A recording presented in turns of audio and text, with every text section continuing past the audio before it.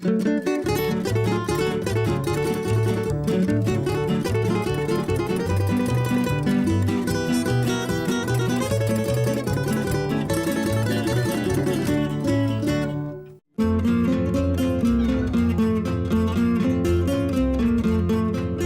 narodne, domaće radinosti imali smo još jednu, sezonsku.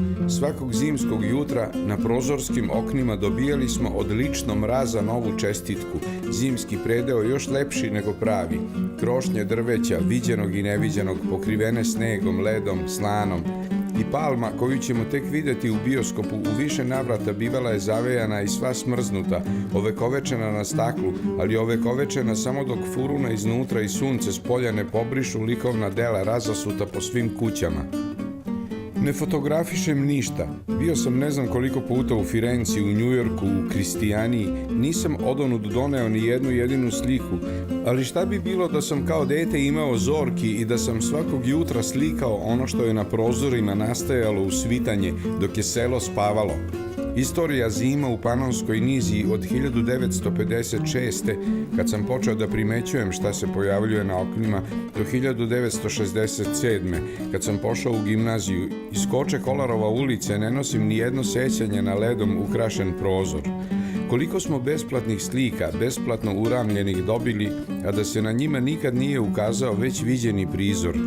Otisci prstiju, koje policija i nauka smatraju neponovljivim, mora da su učili od mraza kako se u umetnosti odupreti klišeju navici. Sve me je na prozoru čudilo i sa kakvom su usredotočenošću naslikane dve nove peruške, pa još postavljene jedna naspram druge, kako se na njima vidi i najsitniji kostur svakog perceta. Zadivila bi me i sigurnost sa kojom su naslikani repovi fazana i petlova, sedev sa krljušti riba koje neće niko uloviti, možda ni videti.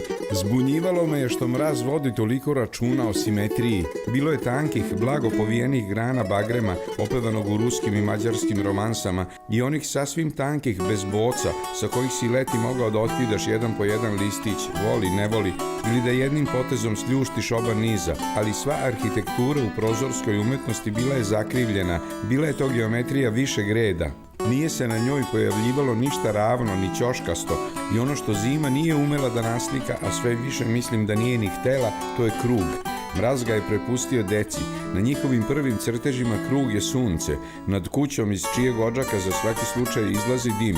Ako i nije zima, u kući se kuva, greje se voda da se neko mije, u rerni se možda peku šmugarice.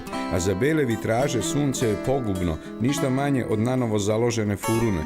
I zato se ni na jednom oknu nije ono ni jednom pojavilo. Danas se mobilnim telefonima slikaju torte, slika se ono što su pripadnici cateringa kreirali i poređali, fotografišu se egzotični kokteli koji jesu šareni kao papagaji, slika se etno kuća gde se eto ruča kao što su naši stari ručali, to se šalje istog momenta na druge kontinente, neko to tamo mora da pogleda i da se zadivi, pa možda je i dobro što su hiljade ledenih slika nestajale na dnevnoj svetlosti da se više nikad ne pojave. Mogu da ih prizivam samo iz sećanja, dajem im kakav hoću oblik, ali ne mogu da napravim od njih izložbu pa ni katalog. Držim da su pripadale nama, jer je naša bila podloga i ram, ali su nam pripadale nakratko, nikad nisu dočekale ni podne. Drugo, već krajem februara primetio bih da slikanje jenjava.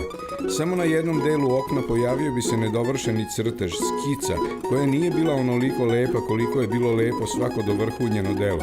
Slikar je ostario ili je marodija, kriza žanra.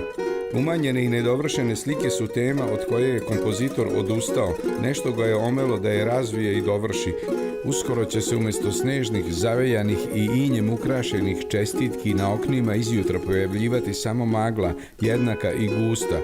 Na njoj bih kaži prstom napisao Bata Krstin, pa ispod još jednom to isto, napisano naopako, da to uzmogne pročitati i neko sa ulice ako na naš prozor baci pogled u narednih frtelj sata.